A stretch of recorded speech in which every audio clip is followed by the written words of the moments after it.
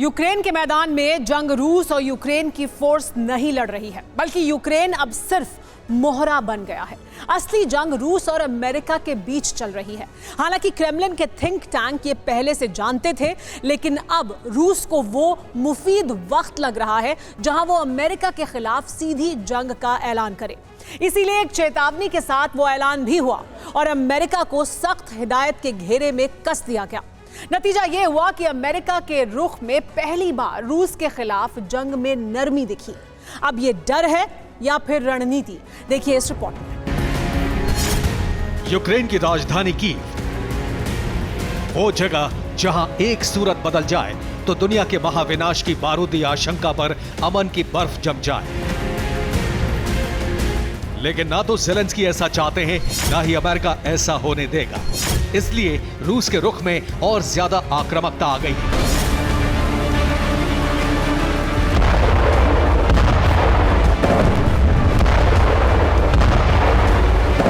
रूस ने सार्वजनिक तौर पर ऐलान कर दिया है कि अब वो अमेरिका के खिलाफ एक्शन करने से कोई गुरेज नहीं रखेगा, यानी वो अमेरिका के खिलाफ एक्शन लेगा। और इसके पीछे वजह भी साफ बताई गई है। रूस का कहना यह है, आरोप लगाया अमेरिका पर कि अमेरिका ने अपनी सीमा से बाहर जाकर इस यूक्रेन जंग में यूक्रेन की मदद की है।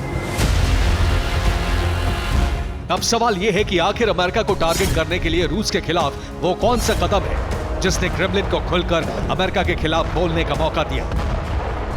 जवाब है यूक्रेन की जंग को शांति की राह पर ले जाने की पहल करने की जगह और ज्यादा भड़काने की कोशिश। ये कैसे हुआ, ये हम आपको आगे बताएंगे, लेकिन पहले अदावत के मोर्चे पर रूस और अमेरिका के हालात समझिए। यूएन में रूस के प्रतिनिधि दिमित्री पालियांस्की ने एक मीडिया पब्लिकेशन को इंटरव्यू दिया। इंटरव्यू में ही पालियांस्की ने अमेरिका को गंभीर चेतावनी दी।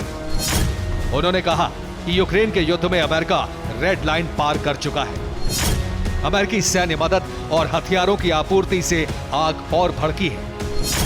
यूक्रेन में अमेरिका ने रूस के खिलाफ सीधा मोर्चा खोल दिया है।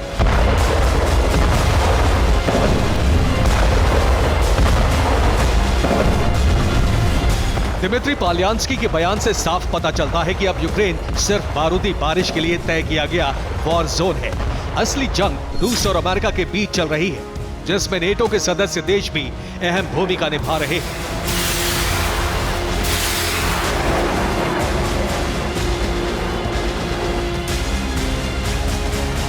यानी नेटो के सदस्य सिर्फ जंगी अलायंस की संधि के कारण अमेरिका के साथ हैं। इसलिए ना चाहते हुए भी कई नेटो के सदस्यों को यूक्रेन में हथियार सप्लाई करने पड़ रहे हैं। असल में अमेरिका ही इस जंग को लीड कर रहा है। यही वजह है कि रूस ने अब अमेरिका से टकराव की चेतावनी जारी कर दी है। अमेरिका के लिए रूस की रेड लाइन क्रॉस करने की चेतावनी बेहद गंभीर मामला है, क्योंकि इस चेतावनी का अंतिम सिरा जहां पर खुलता है वो न्यूक्लियर बवंडर की तरफ जाता हुआ नजर आता है। और अगर स्थितियां ऐसी बनती हैं कि विश्व युद्ध होता है तो ज्यादातर देशों के सामने अपने अस्तित्व को बचाने का बड़ा संकट खड़ा हो जाएगा।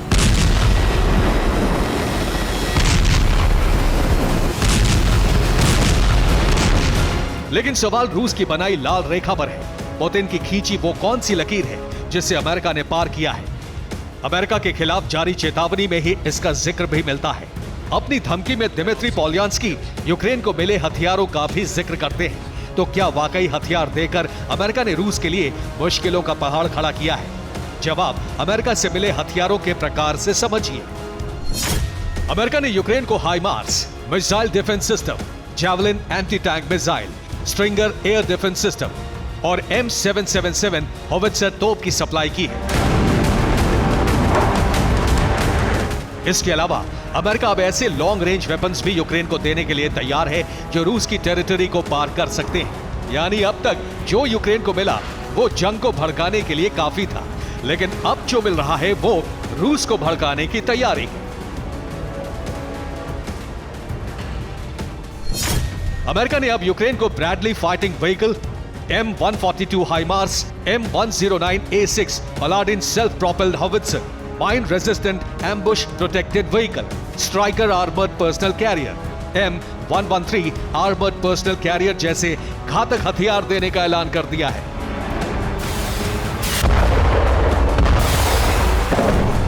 और इन हथियारों को यूक्रेन को देने का मतलब है जंगी मैदान में पुतिन की खींची एक सीमा रेखा को पार करना।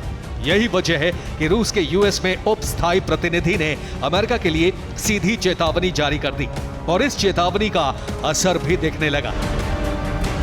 जैसे ही सार्वजनिक रूप से रूस ने अमेरिका को मेन टारगेट बताया, वैसे ही अमेरिका का रुख नर्म पड़ा और पहली बार एक ऐसा बयान भी जारी हुआ जिसने अमेरिका की राय को ज़ेलेंस्की के प्लान से अलग किया। अमेरिकन विदेश मंत्री एंटनी ब्लिंकन के मुताबिक क्रीमिया को फिर से हासिल करने की यूक्रेनी कोशिश पुतिन के लिए रेड लाइन है और इसके नतीजे गंभीर हो सकते हैं। अमेरिका सक्रिय रूप से क्रीमिया को हासिल करने के लिए यूक्रेन को प्रोत्साहित नहीं कर रहा है। यह फैसला सिर्फ कीव का है।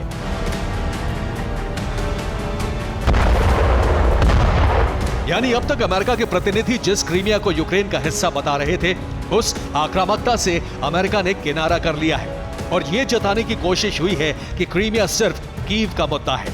इसका अमेरिका और नेटो देशों से कोई लेना देना नहीं है। तो क्या ज़ेलेंस्की ही क्रीमिया हासिल करने पर अड़े हैं? क्या क्रीमिया पर अटैक में अमेरिका साथ नहीं देगा? और क्या रूस ने क्रीमिया को रेड लाइन बनाया है?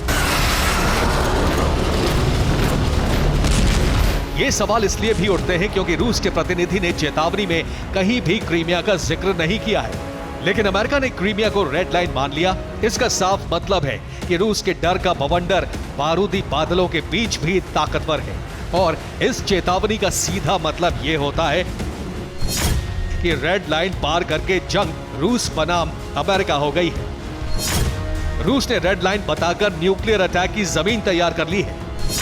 रूस अटैक के हालात में किसी भी तरह का जवाब दे सकता है। न्यूक्लियर हथियारों का इस्तेमाल रूस किसी भी देश पर कर सकता है। वहीं अमेरिका भी रूस के लॉन्ग रेंज वेपन्स की जद में है।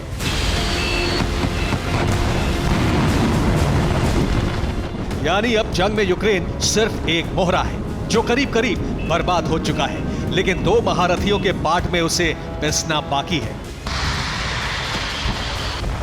और वो वक्त करीब आ चुका है जब हाहाकारी जंग में उसकी भौगोलिक स्थिति एक क्षेत्र विशेष में सिमट सकती है, क्योंकि अब जंग भीषण होने के मजबूत संकेत मिल चुके हैं।